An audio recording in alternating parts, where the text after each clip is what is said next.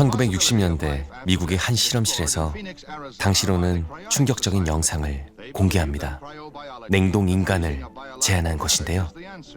They propose freezing bodies in cold storage capsules.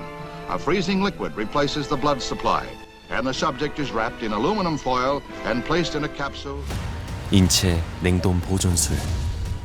이것은 미국의 물리학자 로버트 에팅거에 의해 처음으로 제시된 개념입니다. 미래의 기술로 사망 후 냉동 보존된 사람을 살려낼 수 있다는 파격적인 주장. 냉동에는 목적이 뭐냐면 생명 연장의 목적이 있어요. 그러니까 죽은 몸뚱아리를 냉동시킨 게 목적이 아니고 그 이유는 냉동시킨 걸 나중에 해동, 얼린 걸 녹여서 살려내자는 거거든요. 그 기술이 바로 핵심이죠. 먼 훗날 그 질병을 고치는 의학기술이 생겼을 때 그 의학기술로 소생할 수 있다. 현재 미국, 러시아, 중국 등 세계 곳곳에 잠들어 있는 냉동인간은 대략 600여 명.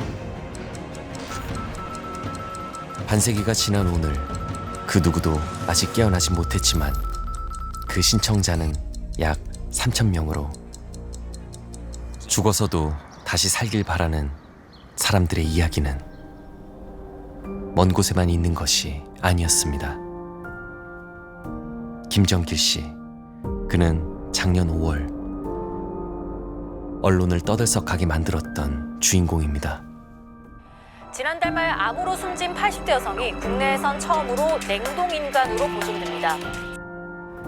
어머니의 냉동 보존을 결심한 것은 너무나도 안타까웠던 그날의 기억 때문입니다.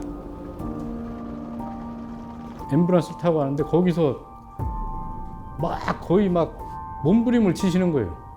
그 앰뷸런스가 거의 들썩거릴 정도로.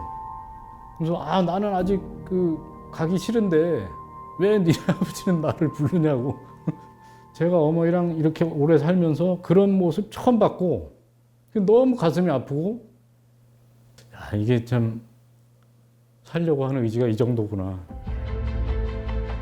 한 줌의 재로 허망하게 어머니까지 보낼 순 없다고 정길 씨는 동생들을 설득했습니다. 그렇게 절차는 시작됐고 최대한 시신이 부패되지 않도록 1차 냉동 처리를 한 뒤 멀리 모스크바로 어머니를 모셨습니다.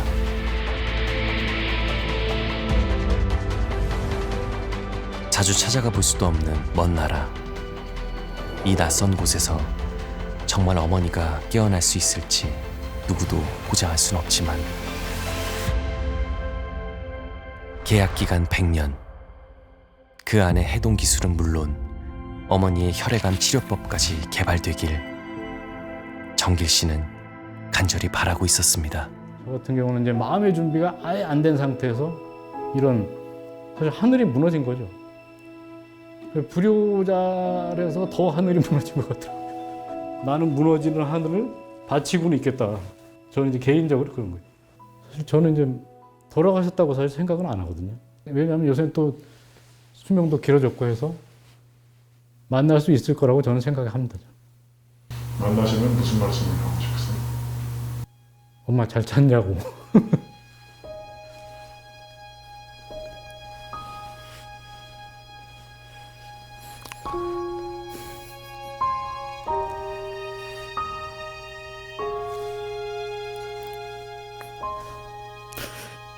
죄송합니다.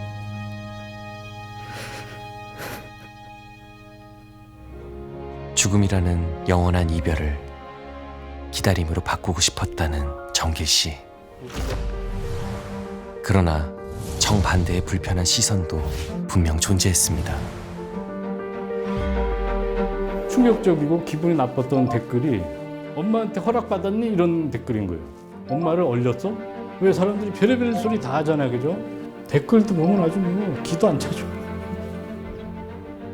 집착, 미련, 헛된 망상이라며 죽음을 순리대로 받아들이라고 충고합니다. 하지만 모든 죽음 앞에 우리는 어떤 미련도 없이 담담할 수 있을까요?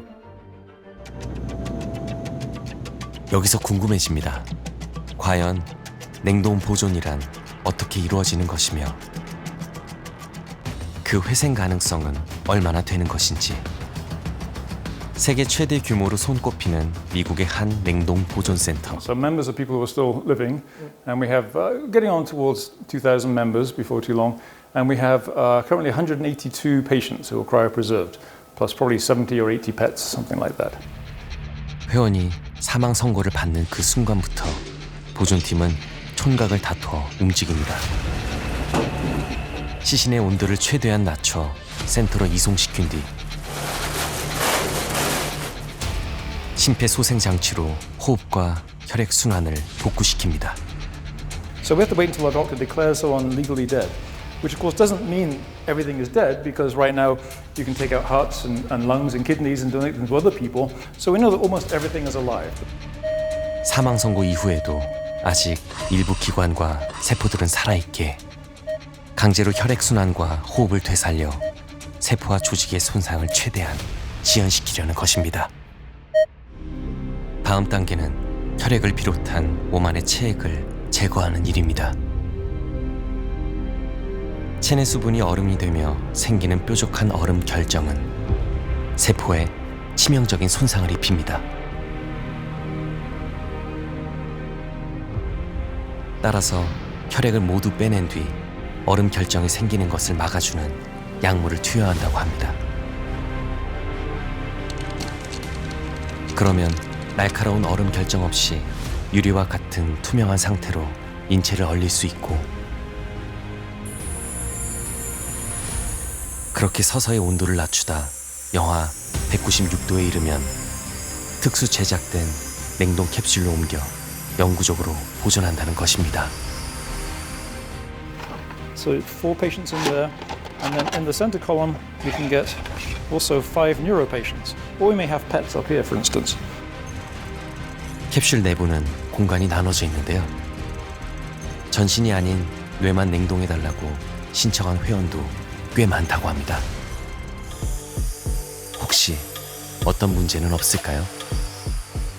그 선생님이 이미 사망 선고돼가지고 사회적으로는 이미 죽음을 맞았는데, 그럼 다시 살아났을 때 출생신고 할 겁니까? 그러면은 그 사람의 그 사회적 지위를 그대로 부여를 할 겁니까? 그렇게 되려면 죽음에 대한 기준, 민사법 다 바꿔야 됩니다. 보존 기간은 무기한. 심지어 해동이 되면 사회복귀 비용도 지원해준다는 이 업체는 최근엔 다양한 선택지가 생겼다면서 적극적인 마케팅을 하고 있었습니다. Saw that there was an option that was affordable for me at the time, and that was taking out an insurance policy and making Alcor the beneficiary. Itself is a nominal, it's a small fee that I pay every month. We have quite a few families signed up. In fact, it's increasingly common for whole families to sign up. We actually offer discounts so that a spouse can sign up at half the cost, and then minor children cost very little. Yeah, I signed up when I was 22 years old, and my wife is a member as well. So, one day, I'm not sure which of us will go in there first, but we'll be waiting for each other. If you can come back with your family, obviously that's very helpful. You're not going to be alone. 분당의 한 병원.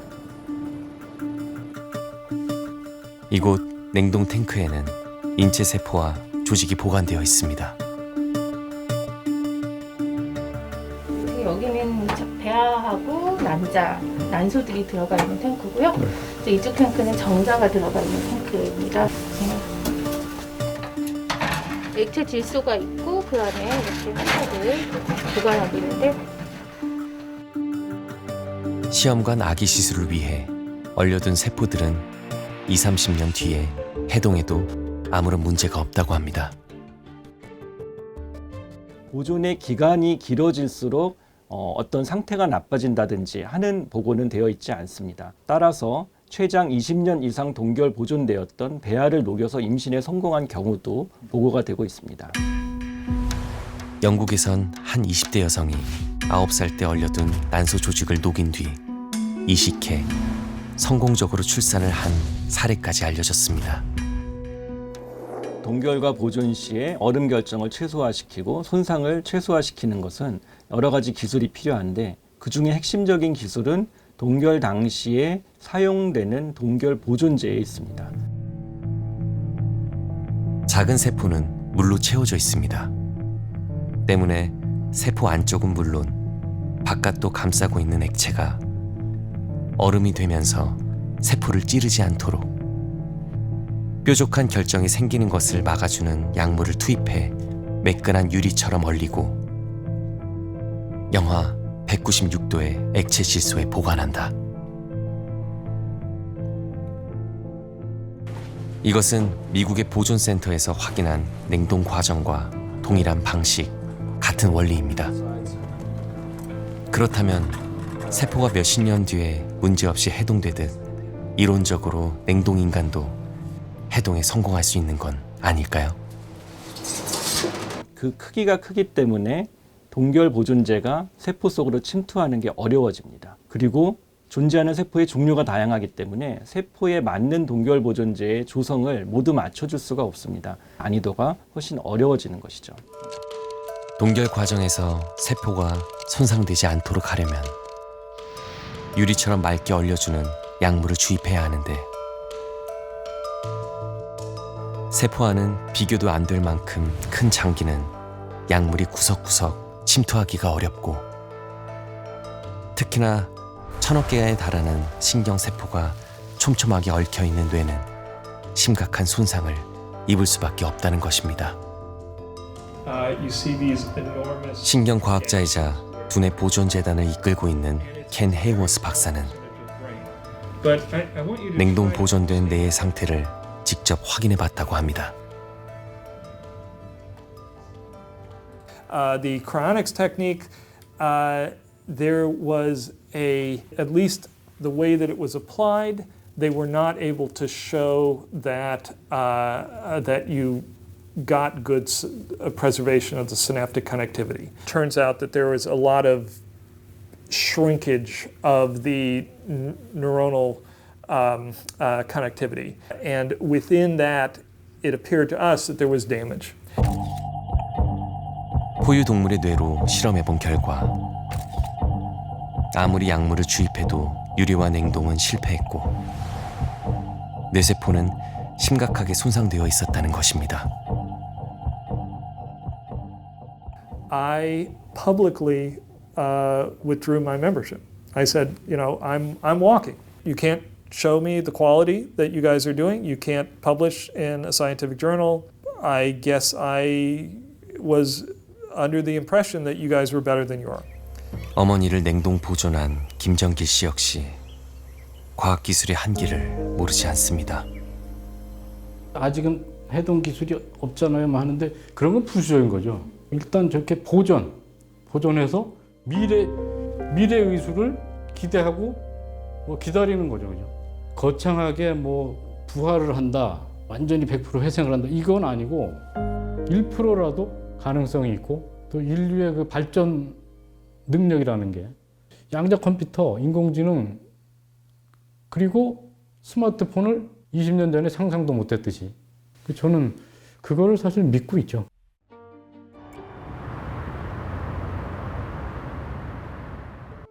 최근 냉동과 해동 연구에 있어 과학계에 뜨거운 관심을 받고 있는 생명체가 있습니다. 이름하여 물곰. 몸 길이 1mm의 초미니 사이즈.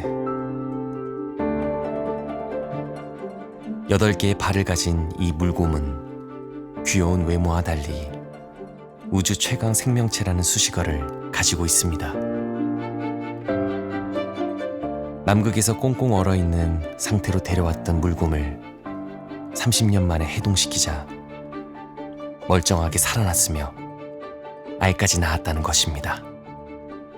남극 물곰이 이렇게 좀 주목을 받는 이유는 100% 커버를 했다는 게 중요하거든요. 특히 깨어난 게 중요한 거, 깨어나서 알을 낳아서 그 다음 세대까지 쭉쭉 이어졌다는 게 아주 경이로운 점인데 해동하면서 보통 세포 같은 게 많이 망가지는데 얘들은 생식세포까지도 온전히 잘 보존되었다는 게 중요한 포인트입니다. 세포나 효소를 보호하는 능력 30년 냉동 생활을 마치고 아무 일 없었다는 듯 깨어날 수 있었던 비결은 무엇일까요? 물곰은 가사 상태에 빠지면 탈수를 저희가 시키는데 보통 수분량을 3% 이하로 떨어뜨려요. 근데 거의 바스라질 정도의 그 완전 건조 상태로 봄을 만들어서 냉동고나 다름없는 극좋은 환경에서 물고문 스스로 체내 수분을 완전히 빼내 마른 낙엽보다도 더 바스락거리는 상태로 변신한다고 합니다. 몸 안의 물기를 다 빼낸 상태이기 때문에 몸이 얼더라도 뾰족한 얼음 결정이 세포를 찌를 걱정이 없다는 것이죠. 이렇게 전혀 다른 모습으로 몇십 년이건 동면을 하다 추위가 풀리면 다시 수분을 셀프 충전하고 푹 잔 듯 촉촉한 피부로 깨어나는 물곰. 이 녀석의 몸 안에는 신비한 단백질이 있다고 합니다. 물곰 특이 단백질이라고 이름이 붙여져 있고요. 보통 얼음 결정을 건너뛰어서 그냥 바로 고체화가 되는 유리화 단백질이에요. 그래서 세포나 다른 단백질들을 얘들이 감싸서 포장지 같은 역할을 해줍니다. 그러면서 잘 가지고 있다가 나중에 다시 환경이 좋아져서 수분이 됐을 때 아주 완벽하게 주름 하나 없이 세포를 피는 거죠. 물곰의 더욱 놀라운 점은 극좋은 상태와는 정반대로 100도 이상의 뜨거운 열에도 끄떡없고 심지어 우주 방사능도 견딜 수 있어 얼마 전 우주로 파견되기도 했는데요. 물곰이 가진 신비한 단백질을 사람도 갖게 된다면 냉해동의 실마리를 찾을 수도 있지 않을까요? 근데 이 물곰의 단백질은 사람한테 주입을 했을 때도 빠르게 분해해서 나가기 때문에 전혀 독성이 없다고 지금 밝혀져 있습니다. 특히 남극에서 발견된 물곰을 가지고 저렇게 해동과 동결을 이제 반복하면서 저희가 어떤 유전자에 관여하는지 어떤 단백질이 관여하는지를 밝혀낼 수 있다면 아마 산업적으로도 그렇고 저희가 원하는 좀 이로운 쪽으로 많이 활용을 할 수 있을 것이라고 생각을 합니다. 아직 가야 할 길은 멀지만 신비한 생명체들의 도움으로 언젠가 우리 앞의 난제들을 해결할 수 있을지도 모릅니다. 100년 전의 사람들이 오늘을 상상하지 못했던 것처럼 다가올 10년, 더 먼 100년 안에 어떤 놀라운 일이 벌어질지 누구도 알 수 없습니다. 분명한 것은 우려와 비난 속에서도 우리가 원하든 원하지 않든 간에 과학은 계속 발전할 것이란 사실입니다. 영원 불멸을 꿈꾸는 사람들, 돈 많은 사람들이 돈을 내게 하는 장사 속이다. 뭐 그런 측면도 있다고 봐요. 그러나 저는 한 가지, 모든 과학기술은 초기에 다 손가락질을 받았어요. 과학은 멈출 수가 없거든요. 과학은 누가 못하게 해도 발전하게 돼 있는 게 과학이고요. 그리고 실제로 과학은 한 번도 뒤로 물러나질 않아요. 그래서 계속 발전이 개발이 될 테고. 그 앞에서 마지막으로 한 번 생각하게 됩니다. 우리에게 죽음이란 어떤 의미일까요? 저는 이제 매주 죽은 분들을 만나는 의사로서 이 죽음이라는 게 분명히 최초로는 굉장히 두려운 존재예요. 두렵고 피하고 싶고 유한한 삶을 조금 더 늘려서 살 수 있는 기회를 제공한다는 건 굉장히 중요하다고 생각해요. 과학기술은 분명히 중요합니다. 근데 만약에 죽음이 없다, 영원히 산다 라고 하면 지금 당장 출근할 필요도 없고요. 옆 사람과 서로 따뜻한 말을 건넬 필요도 없고 사랑을 할 필요도 없습니다. 왜냐하면 1000년 뒤에, 10,000년 뒤에도 되고요. 영원히 살기 때문에 그런 게 필요하지 않을 수도 있어요. 톨스토이의 인생론을 보면 우리가 영원할 수 있는 거는 우리가 죽으면서 떠나지만 남아있는 사람들이 나에 대해서 가지고 있는 따뜻한 기억과 사랑이라고 얘기했어요. 우리가 가졌던 인간성이 다른 사람들에게 펼쳐지면서 그의 기억과 그의 존재가 영원히 각인되는 게, 그게 바로 영원한 삶이 아닌가라는 생각을 합니다. 인간의 숙명과도 같은 죽음을 극복할 수 있을 것인지, 그 오래된 질문에 대한 답을 과학자들이 준비하는 동안 누군가 다시 우리에게 묻습니다. 당신에게 삶이 소중한 이유는 무엇입니까?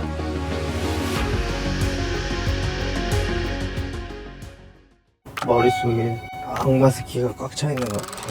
이건 뭐야?